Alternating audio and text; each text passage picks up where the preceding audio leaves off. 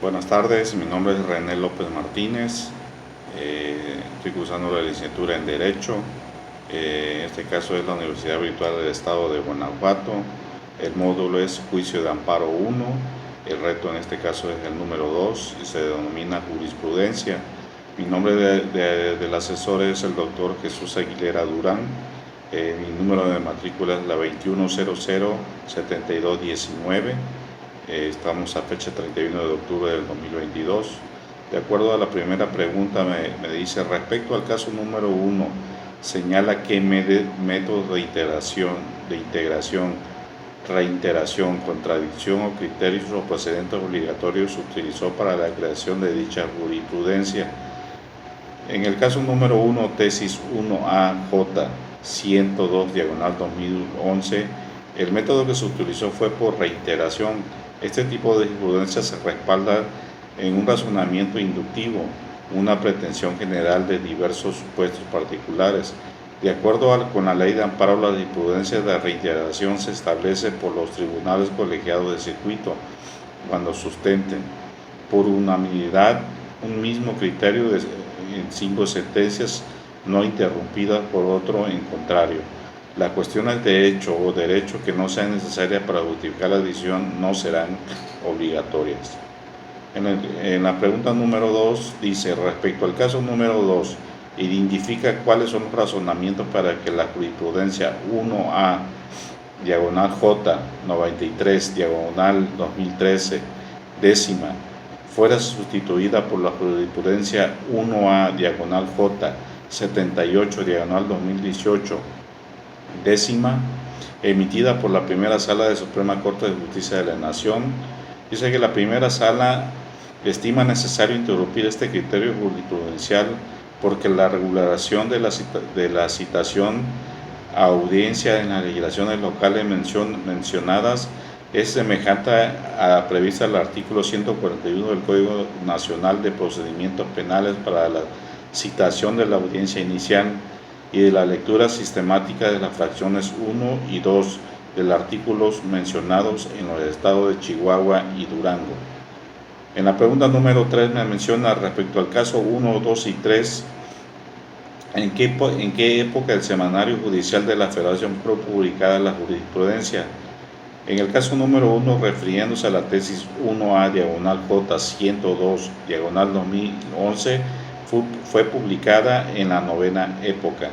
En el caso número 2, refiriéndose a la tesis 1A J 78 2018 décima, fue publicada en la décima época.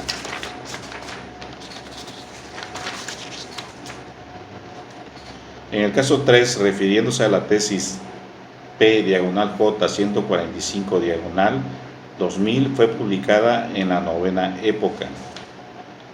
En la pregunta número 4, en el caso número 3, señala para qué las autoridades es obligatoria la aplicación de dicha jurisprudencia.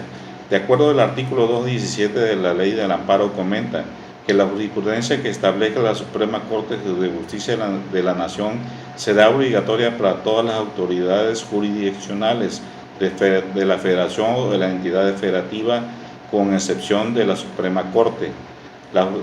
En el otro siguiente párrafo comenta, la jurisprudencia del Pleno de la Suprema Corte de Justicia de la Nación será obligatoria para sus salas, pero no lo será para los del Pleno.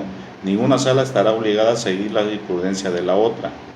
El siguiente párrafo menciona, la jurisprudencia que establezca los plenos regionales es obligatorio para todas las autoridades jurisdiccionales de la Federación y de las entidades federativas en su región, salvo para la Suprema Corte de Justicia de la Nación y plenos regionales. La jurisprudencia que establecen los tribunales colegiados de circuito es obligatoria para todas las autoridades jurisdiccionales de la Federación y las entidades federativas en su circuito, con excepción de la Suprema Corte de Justicia de la Nación, los plenos regionales y los tribunales colegiados de circuito. La jurisprudencia en ningún caso tendrá efecto retroactivo en prejuicio de persona alguna. En la pregunta número 5 dice, en el caso número 1, identifica si cumple con el requisito establecido en el artículo 223 de la Ley del Amparo respecto a los votos que deben emitirse para su aprobación.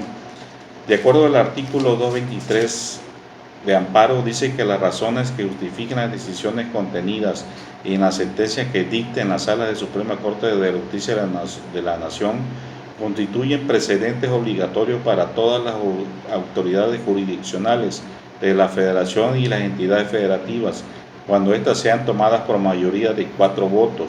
Las cuestiones de hecho o derecho que no sean necesarias para justificar la decisión no serán obligatorias. Y de acuerdo al caso 1 comenta lo siguiente: